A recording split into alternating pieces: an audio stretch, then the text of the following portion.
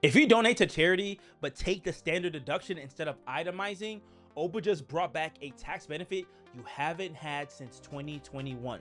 Starting in 2026, you can finally deduct charitable donations again, even if you don't itemize. Now, this is day 18 of me breaking down the One Big Beautiful Bill Act for the next 30 days. So here's the problem that this solves.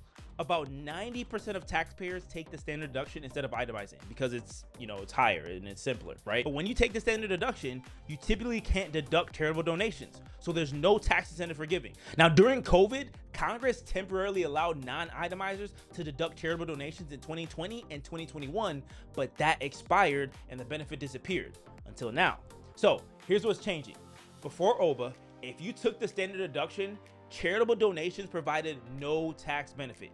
You gave, from the goodness of your heart, but you got no deduction for it, okay? Now, after OBA, starting in 2026, under Section 170P, non-itemizers can now deduct cash charitable contributions of up to $1,000 for single filers and $2,000 for married filing jointly. So here's what you need to know. So first thing first is this is an above the line deduction, meaning it reduces your adjusted gross income and you still get to take access of the full standard deduction. So for example, let's just say that you're a single filer, right? And your income is $60,000. And then you donated $1,000 to qualified charities. Now, for a single filer, your standard deduction is $15,750. So what's the tax calculation for this one? So let's just say you're a single filer, right? And your income is $60,000 and you donated $1,000 to qualified charities. Your standard deduction is $15,750. So let's do the tax calculation. Your gross income of $60,000 minus your charitable contributions of $1,000 brings your adjusted gross income to $59,000.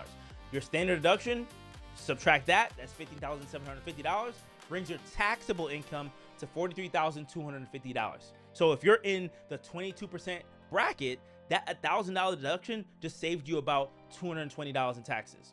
Now, second is this only applies to cash contributions to qualified 501c3 organizations.